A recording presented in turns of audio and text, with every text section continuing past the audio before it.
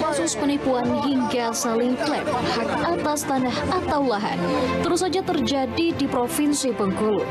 Tak hanya di kota, namun kasus serupa terjadi hampir di seluruh daerah. Dimulai dari kepemilikan ganda hingga penyerobotan oleh oknum-oknum yang mengaku pemilik lahan atau tanah. Usut punya usut, sebagian besar kasus diduga didalangi oleh mafia tanah yang sengaja mencari celah untuk memperjualbelikan tanah, terutama yang terbengkalai cukup lama. Menariknya, surat-surat tanah mampu mereka rekayasa, seolah-olah asli hingga mampu mengelabui para korbannya. Masyarakat pun akhirnya trauma dan takut saat membeli tanah di sebagian titik yang terkenal dengan zona merah. Tahun 2024 lalu, BPN Kepayang menggandeng kejaksaan dan pengadilan dalam upaya memberantas mafia tanah. Sementara di Kabupaten Lebong, 9 tersangka ditetapkan atas kasus mafia tanah hingga berhasil menyelamatkan 122 sertifikat milik masyarakat setempat. Bukan hanya itu, pihak Kanwil ATR BPN Bengkulu bahkan telah mengembangkan sistem informasi tanah dan digitalisasi pelayanan dan perizinan pertanahan. Layanan elektronik ini sudah bisa digunakan untuk melakukan pembuatan sertifikat tanah atau lahan secara elektronik. Keberadaan mafia tanah tidak boleh dipandang sebelah mata. Para korban tak sedikit yang merugi ratusan juta hingga miliaran rupiah. Ketegasan dan kerjasama antar lembaga menjadi keharusan dalam upaya melakukan pencegahan dan penindakan. Lantas, benarkah mafia tanah masih berkeliaran bebas di Provinsi Bengkulu? Benarkah ada dugaan kerjasama antar mafia dan oknum-oknum tertentu di lembaga pemerintah? Bagaimana pula memberantas jaringan mafia tanah dengan beribu modus yang mereka lakukan? Bengkulu Lawyer Club, waspada mafia tanah. BLC lebih tahu Bengkulu. Oke.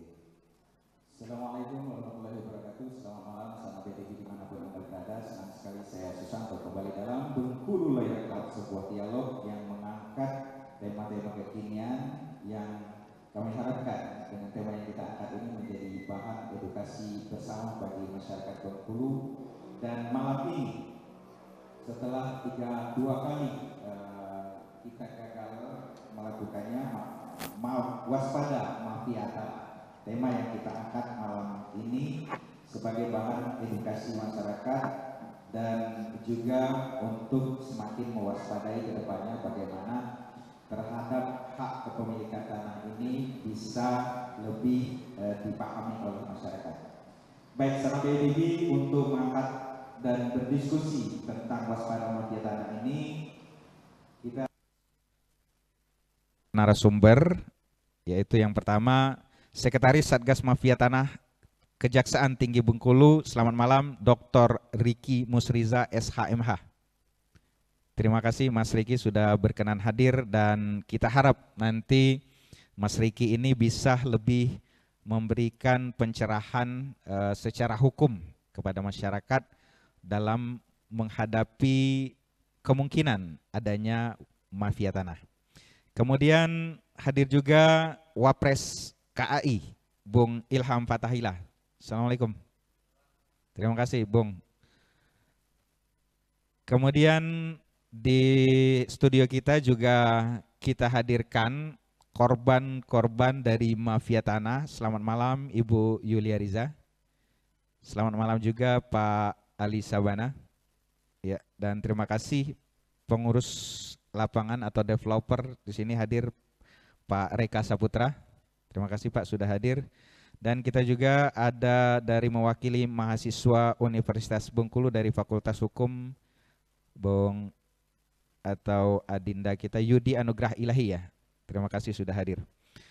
Baik, Sana BTV, kita coba ya mendengarkan secara langsung ini dari korban mafia tanah. Klaimnya sih korban, tapi apakah betul-betul korban nanti kita akan dengarkan seperti apa cerita atau testimoni dari Ibu Yulia Riza ini.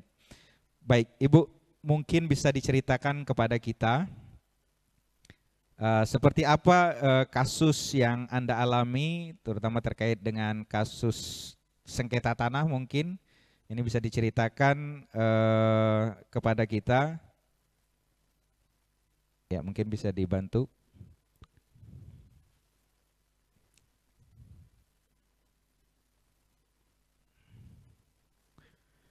Ya, kepada Ibu Yulia Riza, mungkin bisa diceritakan kepada kita seperti apa kisah Anda. Silakan, Bu. Baiklah, Assalamualaikum warahmatullahi wabarakatuh.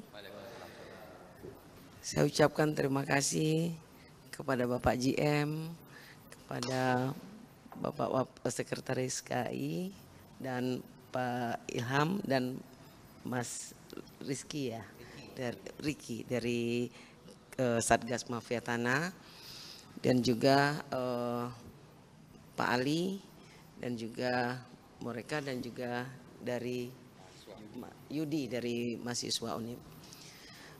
Baiklah, saya sangat senang sekali diundang pada acara malam ini, di mana sudah hampir 4-5 tahun kami ingin mencari keadilan, karena kami sebagai korban langsung mengenai mafia tanah ini.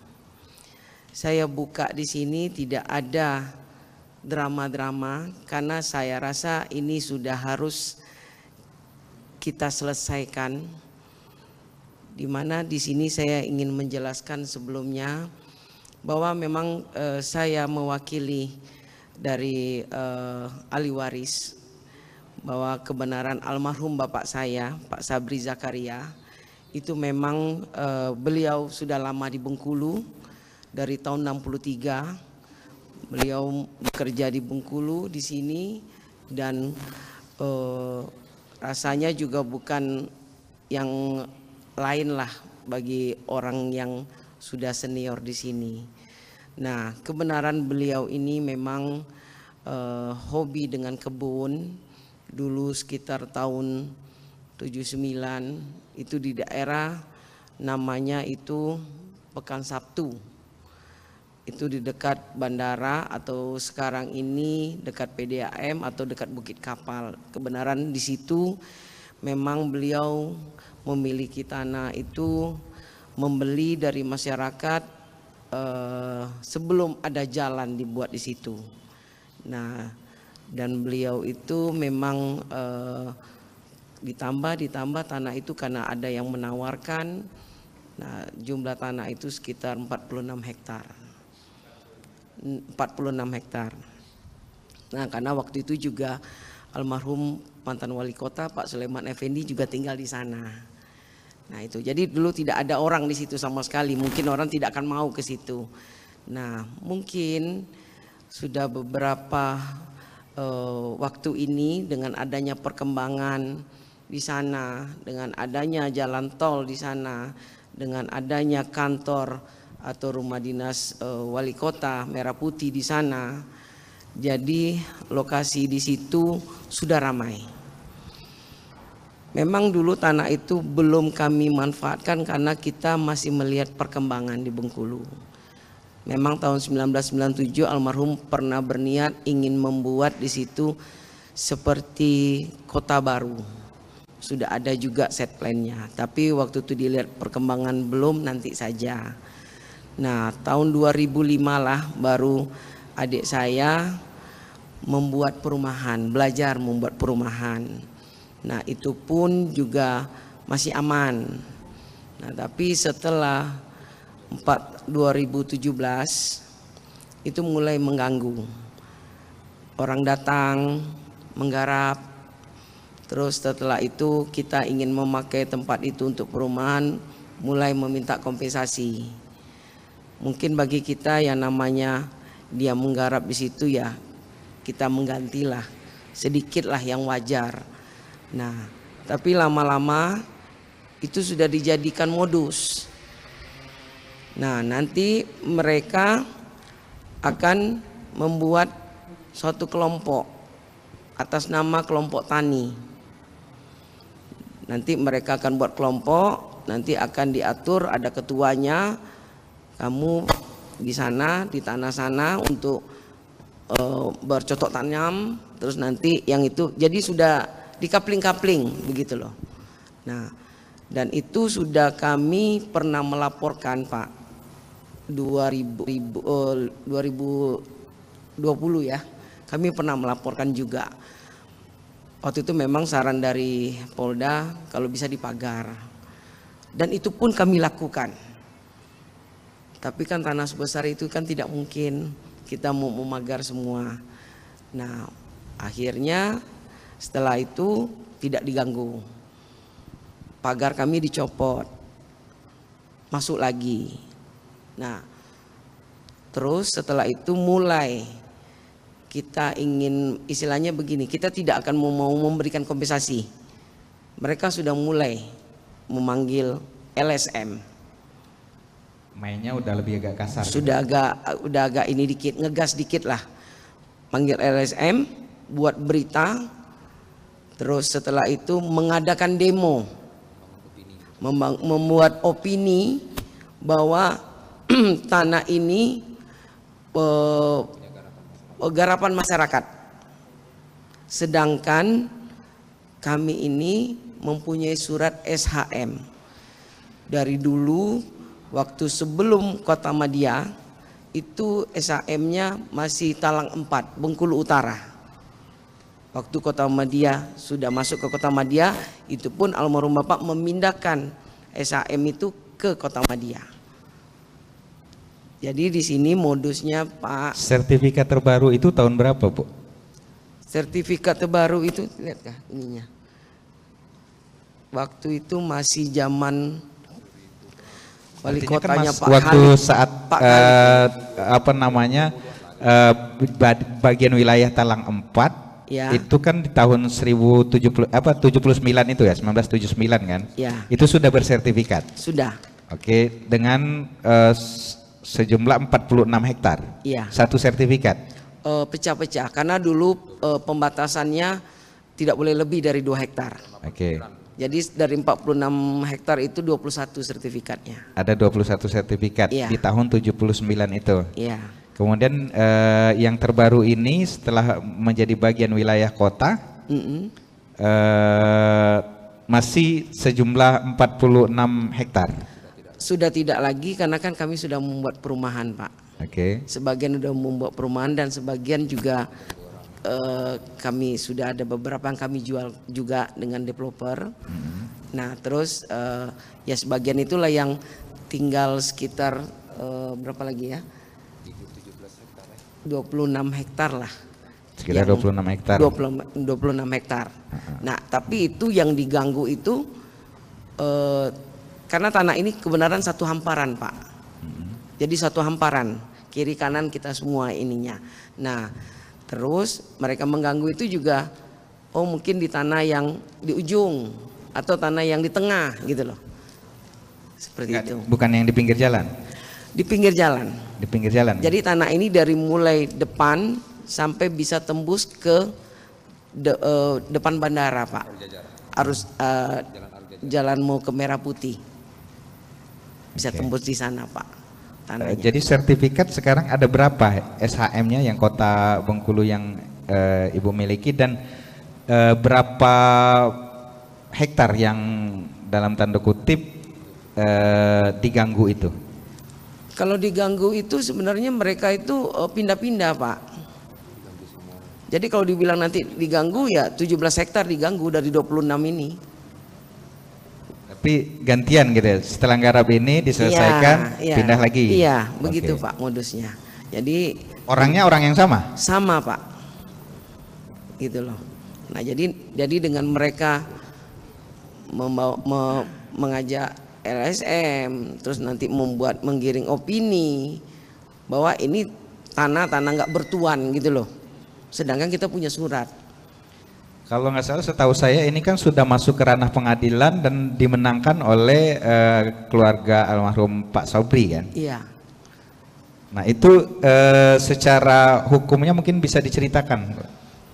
Jadi kalau yang waktu kami ikut persidangan dulu Pak, itu tanah yang memang SHM nama almarhum ibu. Jadi waktu itu mereka tidak punya surat. Tapi mereka sudah mengkapling tanah kami itu dan mereka sudah memperjualbelikan. Makanya waktu itu pernah. Mereka perjualbelikan itu dasarnya apa? Ada SKT atau gimana? Mereka dasarnya kalau yang saya tahu itu nanti kita buat prona. SKT lah dasar mereka. SKT? Iya. Berarti kan ada keterlibatan oknum kelurahan. Bisa jadi dugaan Nggak, jual belinya kan, juga. Kemarin kan di persidangan. Betul. Artinya kan adu argumen kekuatan Betul. secara legalitas hukum. Ya.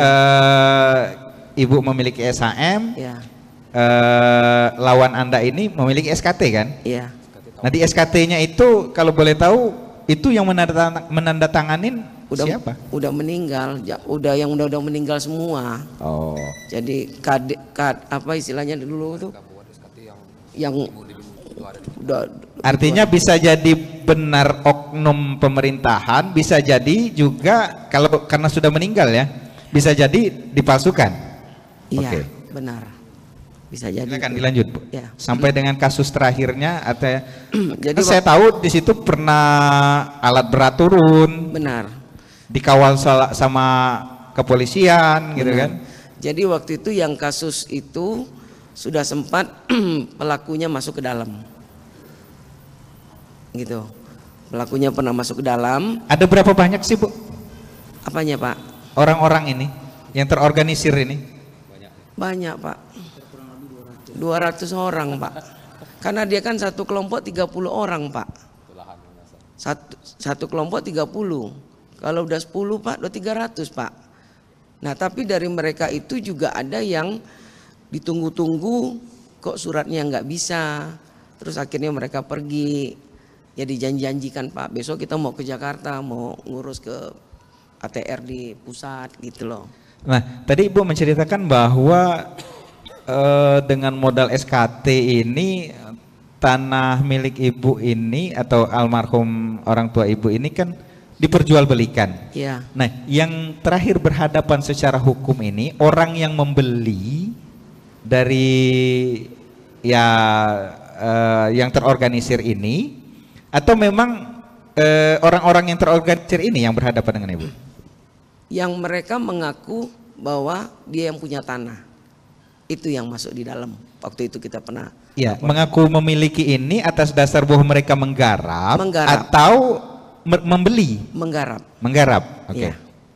Mereka menggarap tanah itu karena tanah ini tidak bertuan, sedangkan ada SHM-nya. Waktu kami mau mengukur ulang tanah itu ke BPN, sempat ribut di lapangan. Akhirnya waktu itu kami pergi ke BPN, terus dimediasikan. Tapi kan kita sertifikat, mereka hanya surat jual beli atau garap gitu loh. Akhirnya kita melaporkanlah ke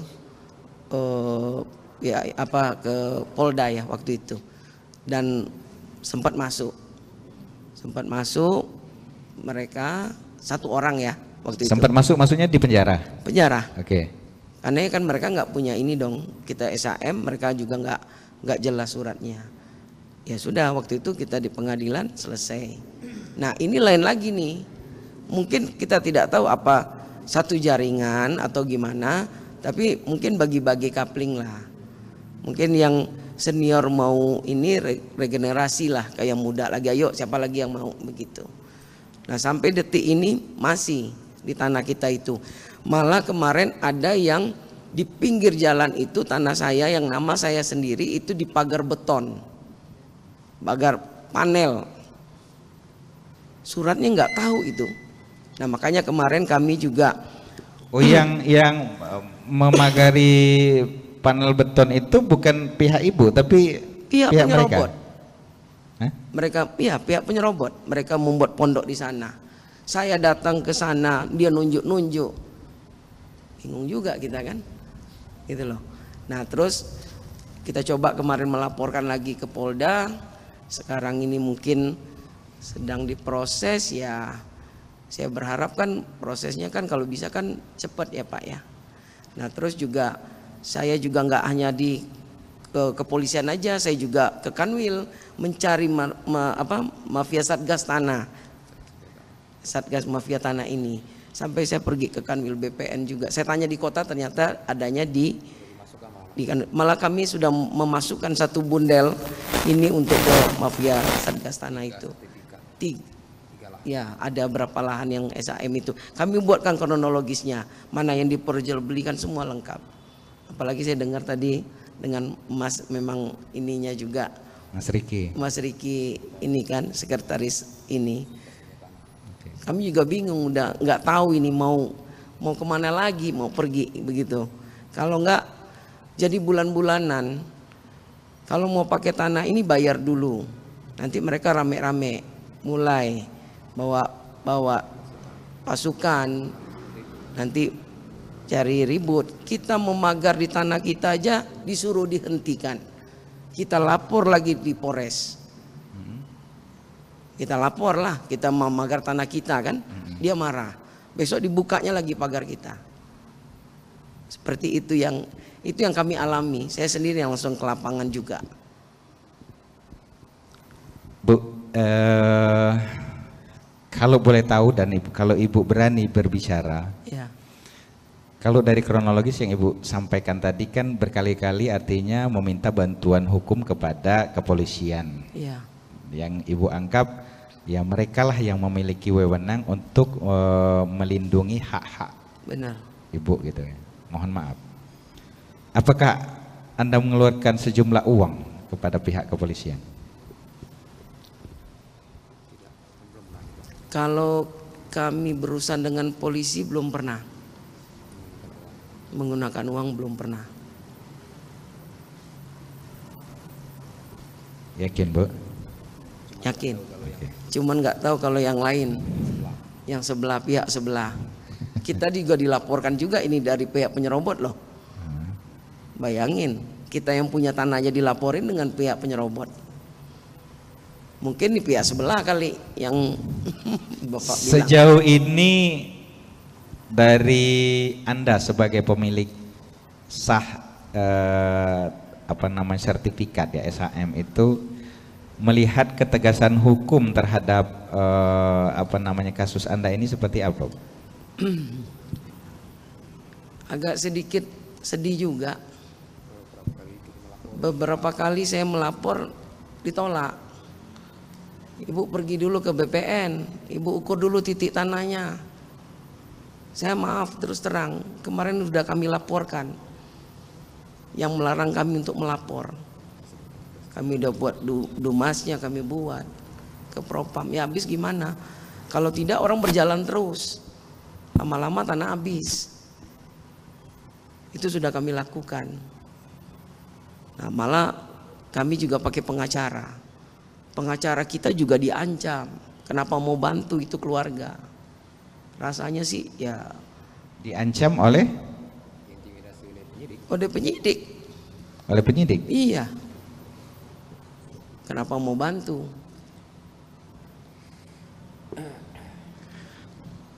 Baik, saya mencoba ke Ali Sabana ini dulu, Bu. Terima kasih atas Ya. cerita yang Anda sampaikan ini. Baik, ke Pak Ali Sabana, mungkin bisa Anda ceritakan ini kisah Anda untuk memperjuangkan hak yang Anda klaim sebagai tanah milik Anda atau warisan atau seperti apa? Silakan, Pak. Assalamualaikum warahmatullahi wabarakatuh. Ya. Yang terhormat Pak JM BETP, yang terhormat juga Bapak Sekretaris KAI, yang terhormat Bapak Sekretaris BPN Kanwil Satgas Mafia Tanah Bengkulu, yang terhormat juga adik-adik kita para mahasiswa dari Universitas Hukum Bengkulu. Di sini saya membuka sedikit cerita. Pada tahun 2024 saya melakukan pembelian sebidang tanah yang beralamatkan di Pekan Sabtu, yang berdasarkan alas haknya yang bernama Iriani SKT ini. Kebetulan saat itu saya beli tanah ini tanpa tahu orang yang pemilik sebenarnya.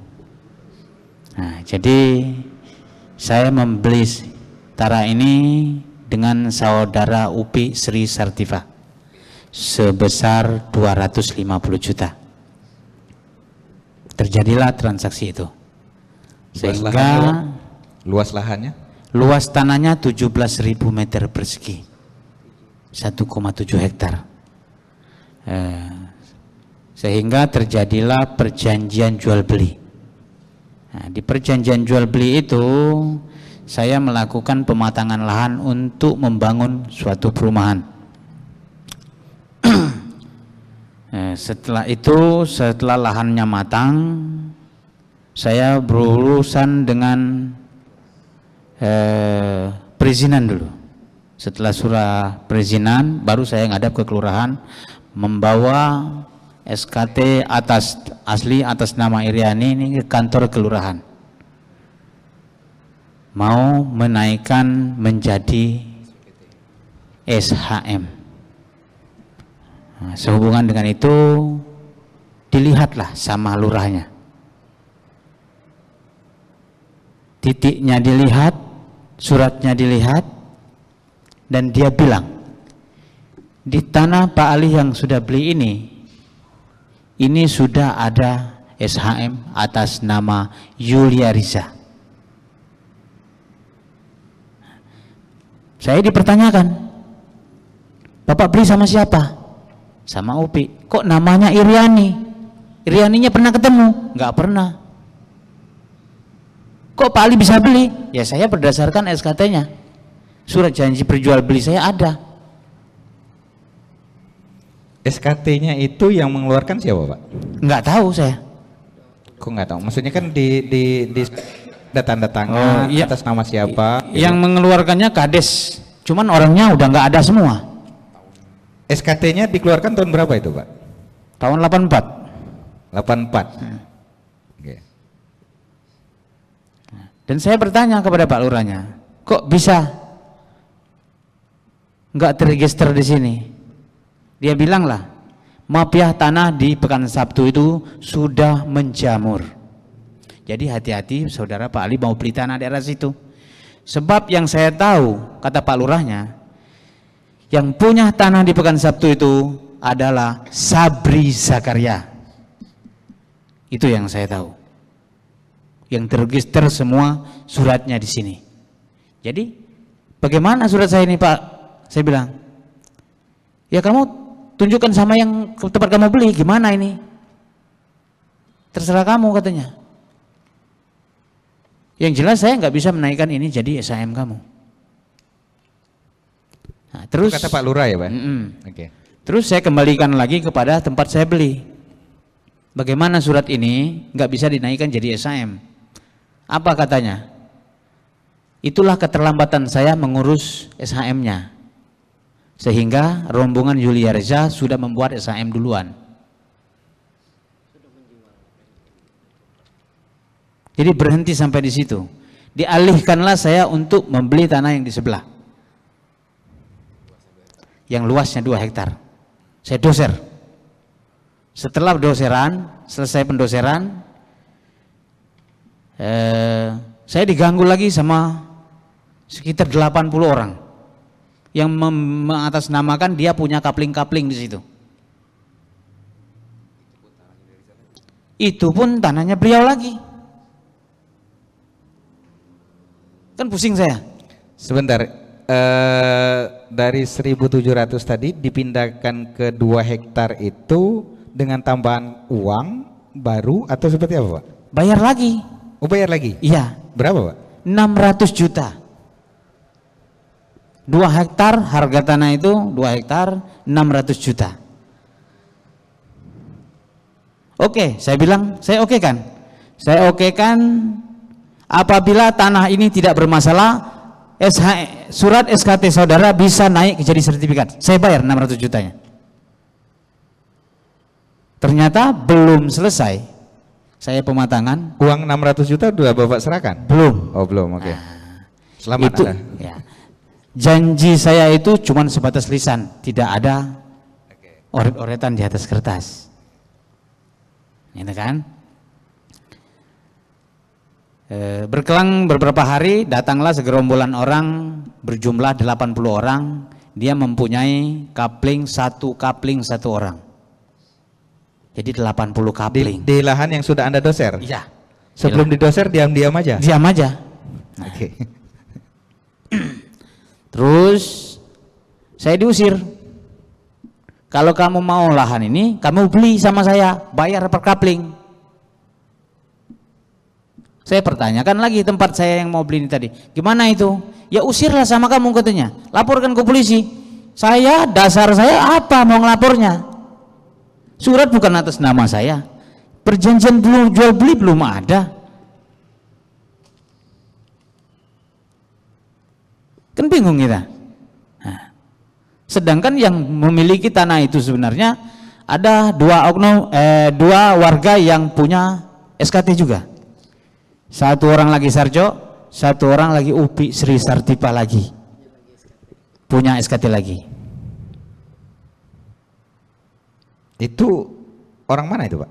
Orang Bengkulu inilah. Oke. Jadi saya lihat kasus tanah di Pekan Sabtu itu memang sudah menjamur kayaknya. Bukan saya saja yang kena tipu, banyak juga yang lain yang tertipu. Termasuk rombongan penggarap itu sendiri kena tipu.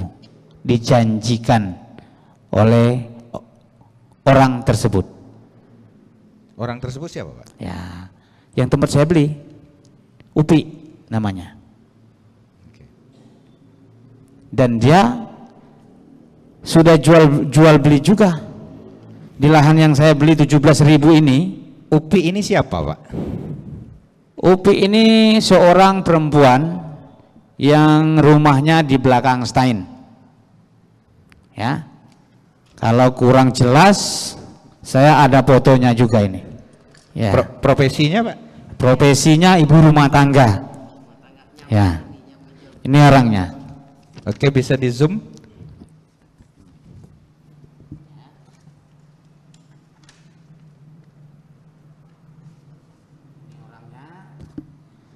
Itu pas saya penyerahan uang 250 juta pembayaran tanah pertama di rumahnya. Oke, Pak. Artinya 2 kali kejadian ini Anda merasa ditipu nggak? Jelas. Lalu apa yang Anda lakukan terhadap Saya mengambil tindakan karena saya sudah merasa tertipu. Dan saya juga dilaporkan oleh saudara Upi ini penipuan, kasus yang sebenarnya saya nggak tahu. Saya yang ditipu kok dia melapor yang dia yang ditipu. Aneh kan? Saya melaporkan, dia melaporkan saya hadir, saya kasih keterangan. Saya melaporkan dia, oknum ini kok menolak laporan saya. Sebenarnya oknumnya sudah diproses loh, sudah saya laporkan ke Propam. Tetapi ada kemungkinan oknum lain lagi di belakangnya ini, sehingga kaki mereka kuat untuk bertahan. Sampai sekarang tindak lanjut laporan saya belum ada titik terangnya. Udah hampir 3 bulan. Nah, saya mau mempertanyakan, seperti apa keadilan di Bengkulu ini? Kemana kami harus meminta keadilan? Oke, terima kasih Pak Ali Sabana. Mungkin kita harus jeda sejenak, Pak. Nanti setelah ini kita akan coba ke Mas Riki nanti. Baik, Sana BTV, di segmen pertama ini tadi sudah kita dengar histori dari korban mafia tanah, bagaimana Ibu Yulia sebagai pemilik tanah, ternyata tanah yang sudah secara legal hukum ingkrah di mata hukum Indonesia dalam berupa bentuk sertifikat hak milik atau SHM, ternyata diserobot. Kemudian Pak Ali Sabana menceritakan juga korban dari oknum-oknum yang memperjualbelikan tanah milik Ibu Yulia Riza ini. Sana BTV, nanti kita akan masuki segmen kedua. Nanti kita akan berbincang dengan Mas Riki selaku Sekretaris Satgas Mafia Tanah dari Kejaksaan Tinggi Bengkulu. Seperti apa beliau melihat kasus ini, dan kita juga akan mencari tahu melalui beliau nanti sebenarnya kasus-kasus tentang penyerobotan atau konflik tanah ini yang masuk atau SP21 lah ke kejaksaan ini sudah berapa banyak, dan kita juga nanti akan mencari tahu berapa banyak kasus-kasus yang naik ke kejaksaan. Untuk itu jangan kemana-mana, tetap di BLC Lebih Tahu Bengkulu.